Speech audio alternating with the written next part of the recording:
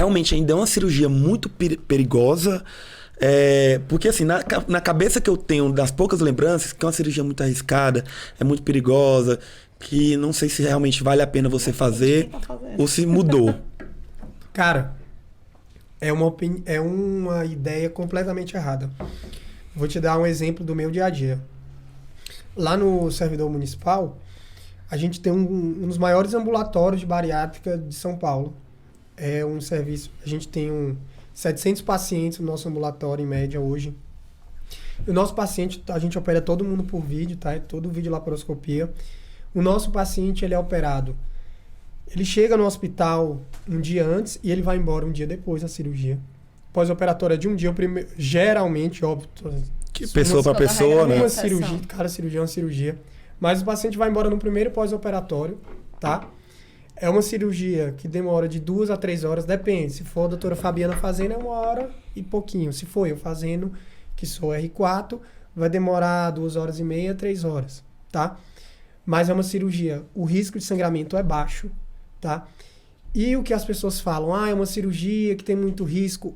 Isso que a grande população e que até os médicos que não são da área têm que entender. O maior risco da cirurgia bariátrica, lógico, é uma cirurgia grande, sim. Tem um risco inerente a uma vesícula, uma hérnia tem risco. Então, lógico que a cirurgia bariátrica vai ter mais risco no intraoperatório, tá? Mas não passa longe de ter o risco de uma GDP, de uma Whipple, tá? E o pós-operatório, hoje em dia, se é uma cirurgia sem intercorrências, o paciente vai embora no primeiro pós-operatório, vai para casa. Algo mais tranquilo. Excelente. Mas o risco que eu gosto de falar hoje, para as pessoas entenderem, é a preparação desse paciente. O paciente bariátrico não é um paciente que chega no teu consultório, ele tem, quanto é essa cirurgia? Eu pago esse valor, você me opera amanhã. Não. Cabe ao cirurgião bariátrico ter responsabilidade de saber que não é qualquer paciente que está preparado para fazer a bariátrica. Ele tem que ter acompanhamento multiprofissional. Ele tem que ter um acompanhamento psicológico, ele tem que ter um acompanhamento fonoaudiólogo, ele tem que aprender a mastigar. Você não pode pegar um pedaço de carne e engolir de uma vez. Se você tinha um estômago que cabia 600 ml e agora cabe 30, você não pode mastigar direito.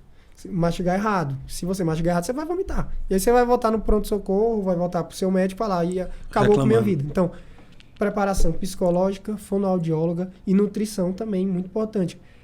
Fisioterapia, então, se você não tiver uma equipe toda dessa trabalhando junto com você, vai dificultar muito, o pós-operatório vai ser bem difícil para o paciente bariátrico. Só uma ideia, não sei se eu estou falando besteira, é bem legalmente. Eu já escutei, isso eu não vi em lugar não, só escutei em algum momento. Que quando o paciente vai fazer a cirurgia bariátrica, ele tem que perder peso em algum limite? Como é que funciona isso? Em relação à perda de peso no pré-operatório, que a gente... É assim, o paciente que chega no teu ambulatório, no teu consultório, e quer fazer uma cirurgia bariátrica, se ele é um paciente que vem perdendo peso, ele é um paciente que vai perder muito mais peso do que o que não está fazendo isso no pós-operatório. Questão de hábitos, questão de psicológico, questão da nutrição, de como é que está a sua alimentação, tá? Mas também, falando em termos técnicos, a cirurgia num paciente que vem emagrecendo, a gente sabe que a cirurgia, o paciente ele pode ter tanto gordura visceral como não ser visceral. A gordura do culote, a gordura generalizada, o pneuzinho, entendi, falando assim, tá? O paciente que emagrece 10 quilos no pré-operatório, ele perde muita gordura visceral e o fígado, que é esteatótico, né? Ele diminui um pouco e facilita muito o intraoperatório. Então, o fato do paciente emagrecer 10 quilos no pré-operatório, eu vou ter um intraoperatório mais fácil. Eu vou ter um fígado... Melhora durante o intraoperatório é o processo da cirurgia. Isso. Fora que a obesidade é inflamação, né? E você operar um paciente menos inflamado é bem melhor, né? Entendi. O próprio grande aumento, o epíplon, eles diminuem. Então, tudo aquilo facilita o meu intraoperatório, a exposição do estômago no intraoperatório. Vai ser tudo mais fácil se um paciente emagreceu antes. E esse é o paciente que vai emagrecer mais depois. Que vai ter um pós. Eu não consigo operar um paciente bariátrica sem uma preparação multidisciplinar. Tá? Esse risco é muito maior.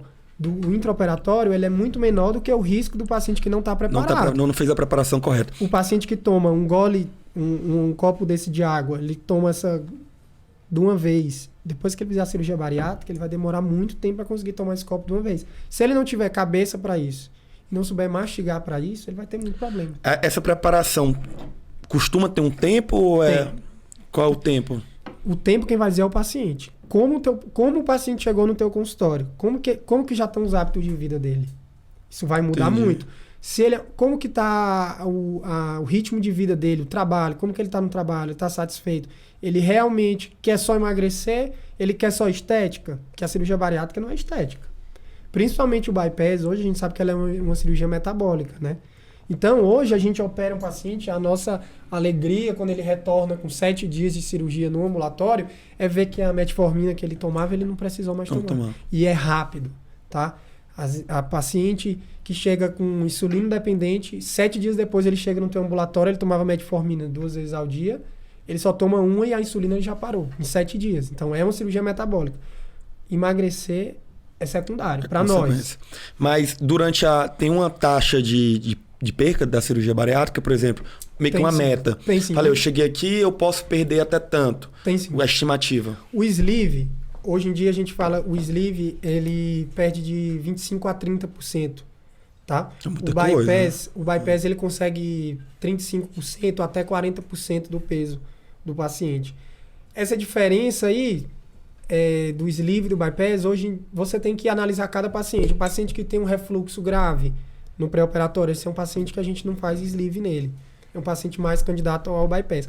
Agora, aquele paciente que é hipertenso, diabético de difícil controle, esse paciente é o do bypass, não é o sleeve, tá?